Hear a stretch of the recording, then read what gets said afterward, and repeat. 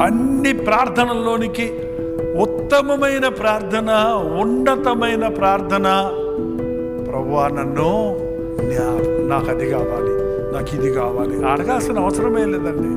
నిన్ను జ్ఞాపకం చేసుకుంటే నీకు ఆకలి ఆయనకు తెలుసు, నీ దాహం ఆయనకు తెలుసు, నీ అవసరత ఆయనకు తెలుసు, నువ్వు ఉన్న పరిస్థితి ఆయనకు తెలుసు.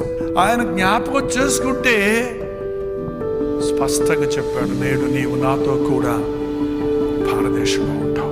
లోకంలో మనుషులు తక్కువ చేతడనో, దొంగోడనో, మోసగాడనో, అబద్ధికుడనో, వ్యభిచారనో, తాగుబోతానో మారిన తర్వాత కూడా మనుషులు మనల్ని నమ్మటం లేదండి. మారిన తర్వాత కూడా ఒకలాగా ఎక్కిలిగా చూసే వాళ్ళని చూస్తుంటాం. డోంట్ వర్రీ, పోగొట్టుకున్న హక్కును దేవుడు మనకి ఇచ్చేవాడు ఉన్నాడు. ఆయన హక్కును చేర్చుకున్నాం. ఆయన మాట అన్నాడంటే, నేడు నీవు నాతో కూడా పరదేశంలో ఉందువు అన్నాడంటే అది అక్షరాల నెరవేర్చే మాట ఇచ్చి నెరవేర్చే ప్రభువు.